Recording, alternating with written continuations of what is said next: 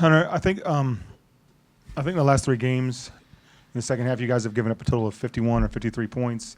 And I know Coach's motto has always been, since he's been here, is if you can't score, you have to stop the other team from scoring and make them play bad. I mean, have you guys heard that recently? And kind of what's been the switch for you guys to kind of, you're not hitting shots all the time, but you're finding ways to make plays and get wins on the road. Yeah. Well, I think we've probably heard that once or twice, especially in practice.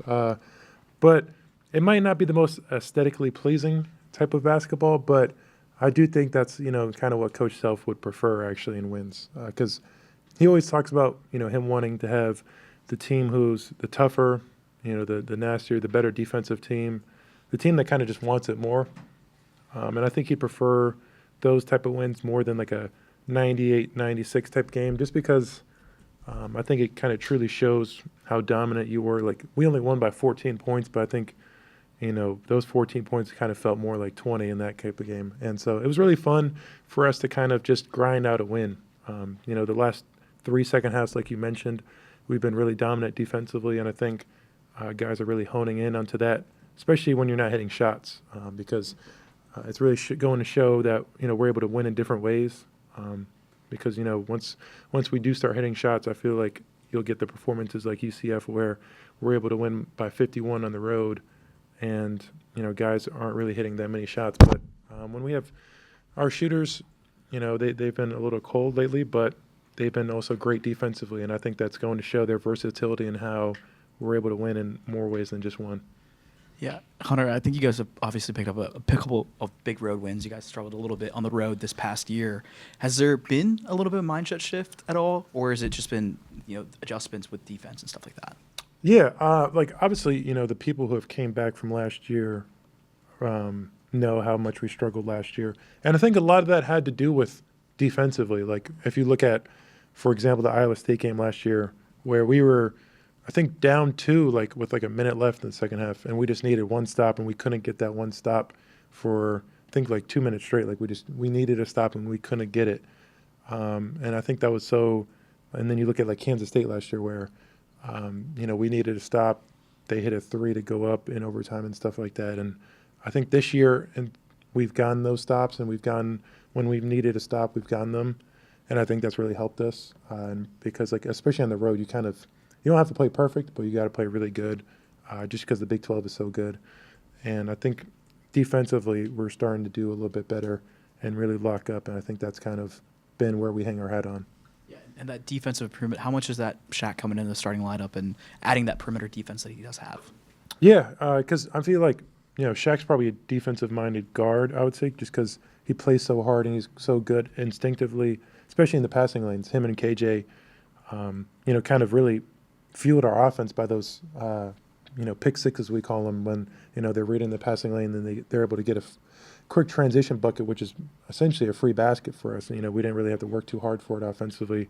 And those baskets, especially in the Cincinnati game, are huge because, when you only score 54 points, you can take any basket at that point. But he's been great for us just because he's also another point guard out there for Juan, because he's been a point guard his whole life. And so having another floor general out there really helps Juan because we're able to run, different sets, have Juan kind of play off the ball and some things and really utilize him as a passer and making plays and stuff like that.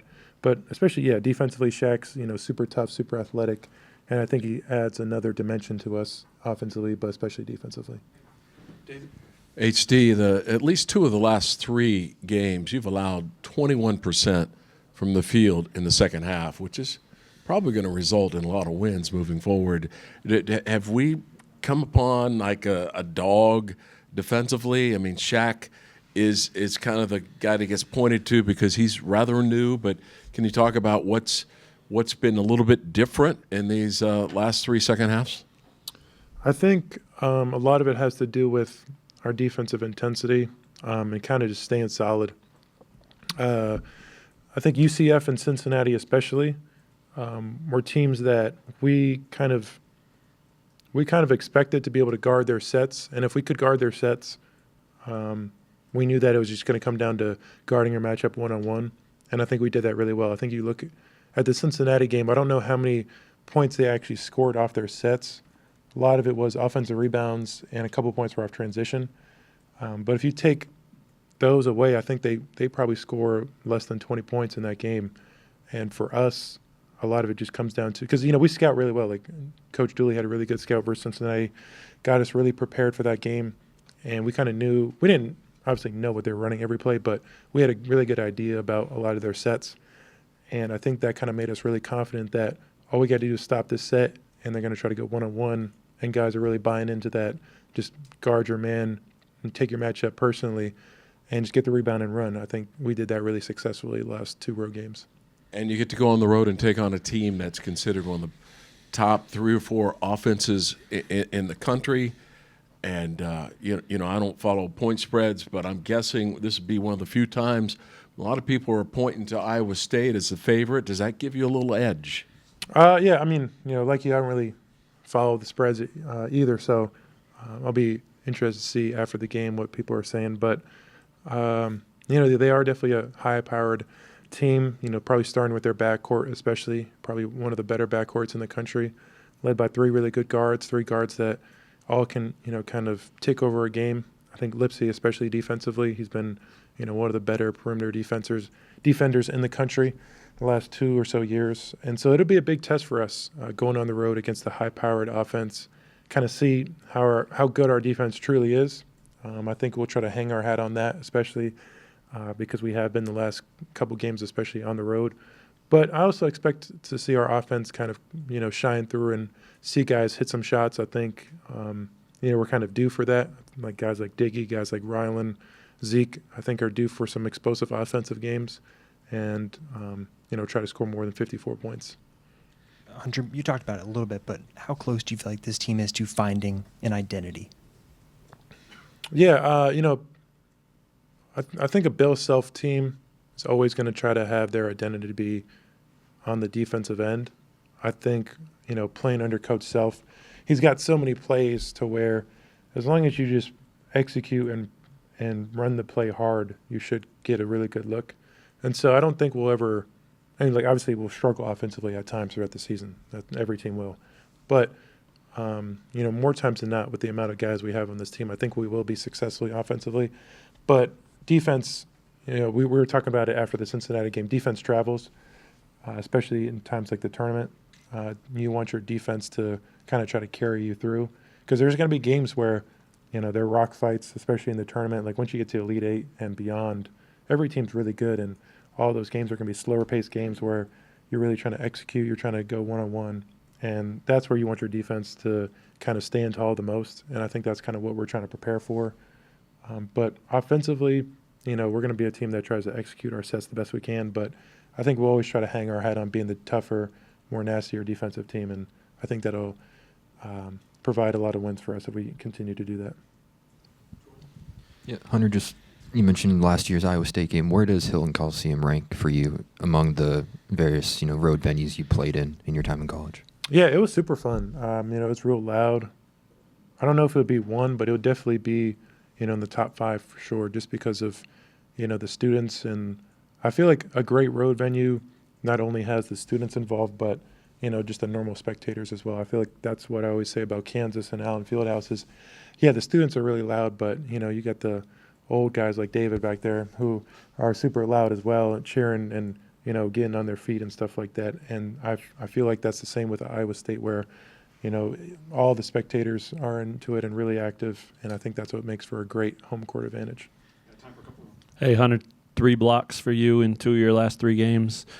I wonder, is there a correlation to the way your defense has been playing as a team to you blocking more shots? Yeah, I've tried to be more aggressive offensively and defensively, just trying to play harder for my team. I feel like that's something that I've tried to make an emphasis after the West Virginia game, and I think that's a product of that. Obviously, 3 blocks a game is really good, but I think it's just more putting myself in, more positions to affect shots and just being more aggressive in that way. I think I still have more room to grow, but I think defensively I've helped out my team. But just as a general, we've all been really good helping each other out. Somebody gets beat a little bit, somebody helps over, and then, you got to help the helper, as Coach Self says. So I think it's been an all-around team effort in how we've, really upped our defensive and intensity. Sorry. And for you as a shot blocker, where have you landed on that throughout your career? I mean, everybody's going to look at you and your height and length and all that and say, well, he should block every shot. How have you navigated that? And do you consider yourself a shot blocker? Do you like that?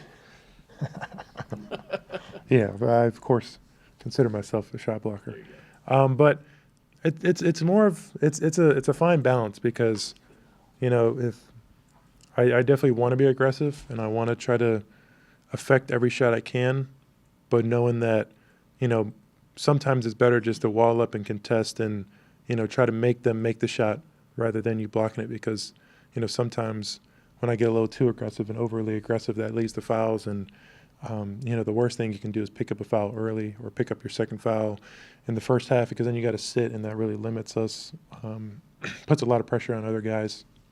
Obviously, you know, we're still a really deep team, but we want to be able to, you know, shuffle guys in and out and not rely on guys for extended periods of time. So I think it's a fine balance, but a lot of it has to do with just being in the right spots and being more aggressive, putting yourself not in bad situations, but just more aggressive.